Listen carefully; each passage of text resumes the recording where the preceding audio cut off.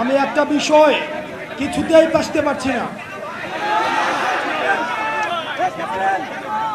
এখানে আমার এখানে আশেপাশে একটা ছেলে ক্রিকেট ব্যাট নিয়ে আসছে।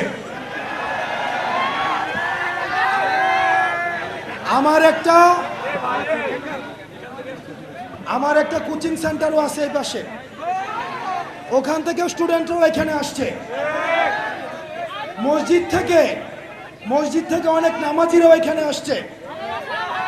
তবে একটা বিষয় আমি এখনো বুঝতে পারছি না,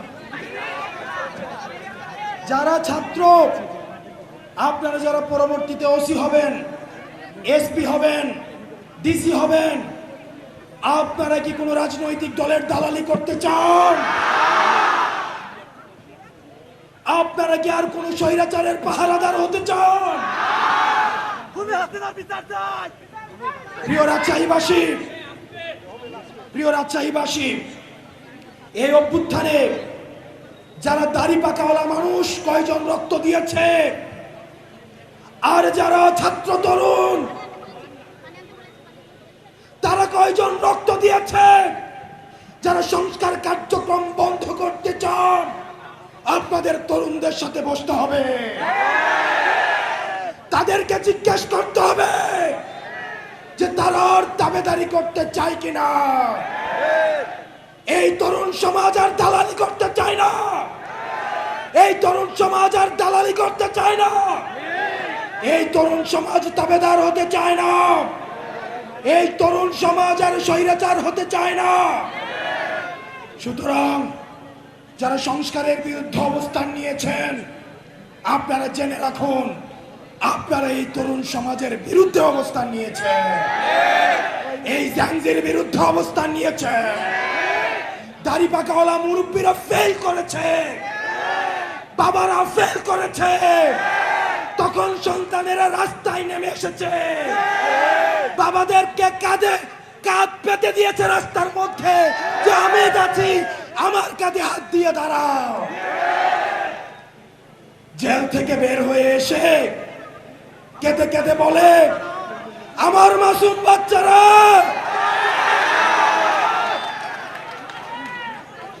আমরা কি জানি না গত 16 বছর আপনাদের ব্যাংক কেমনে ছিল, আপনাদের ব্যবসা কেমনে ছিল? আমরা সব জানি। কারে ভয় দেখান, আরে কারে ভয় দেখান? আমাদের হারানোর কিছুই নাই, আমাদের ব্যাংক নাই, আমাদের লুটপাটের ব্যাংক নাই যেটা আমরা হারাবো। আমাদের শুধু আছে ভালোবাসা মানুষের, আমরা সেটার জন্য রাস্তায় এসে আবার আমরা জীবন দিব। ডিসিএসপিদের বলছি, আপনারা যে ভালো ব্যবহার করছেন আমরা জানি, আপনারা চিপায় পড়ে আমাদের সাথে ভালো ব্যবহার করছেন।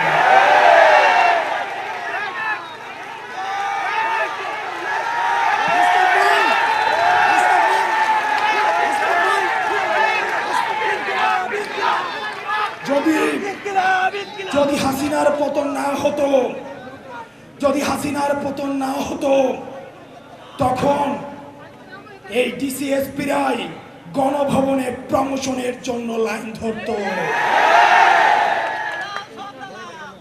আমরা সাংবাদিকদেরকে দেখছি, আমরা সাংবাদিকদের উপরে নজর রাখছি। এই সাংবাদিকরাই জুলাই অভ্যুত্থানে আমাদেরকে সন্ত্রাসী আখ্যা দেওয়ার জন্য হাসিনার পক্ষ থেকে পুরস্কার পেত। প্রিয় রাজশাহীবাসী, বাংলার আকাশে দুর্যোগের ঘনঘটা দেখা দিচ্ছে, আপনাদেরকে সতর্ক থাকতে হবে। আমরা বেঁচে থাকতে আর বাসা থেকে কাউকে উঠিয়ে নিয়ে গুম হতে দেওয়া যাবে না। কোন মায়ের বুক আর খালি হবে না, কোন ইলিয়াস আর হারিয়ে যাবে না, কোন দেশপ্রেমিক সাংবাদিক বিদেশে থাকতে হবে না। প্রিয়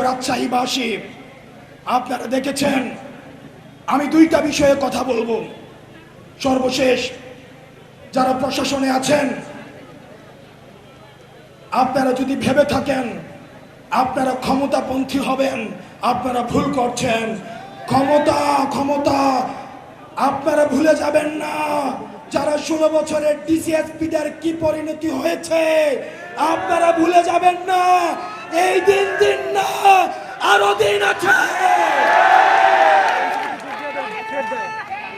আমরা আপনাদেরকে বলবো না আপনারা এনসিপি পন্থী হন, আওয়ামী লীগ পন্থী হওয়া, রাজনীতিপন্থী হওয়ার কি পরিণতি আপনারা দেখেছেন। সীমান্ত পাড়ি দিয়ে ভারতে পালিয়ে যাওয়ার সুযোগ হয়েছে, ক্যান্টনমেন্টে পালিয়ে যাওয়ার সুযোগ হয়েছে। এই ডিসিএসপিদের আর বাংলাদেশে যদি কেউ স্বৈরাচারের পক্ষে অবস্থান নেয়, যদি কেউ মিডনাইট ইলেকশনে সহযোগিতা করে, এই বাংলাদেশে আর কোথাও, এই পুরো বাংলাদেশে তার আর জায়গা হবে না। সাংবাদিকদেরকে বলবো, বসুন্ধরার সাংবাদিকরা,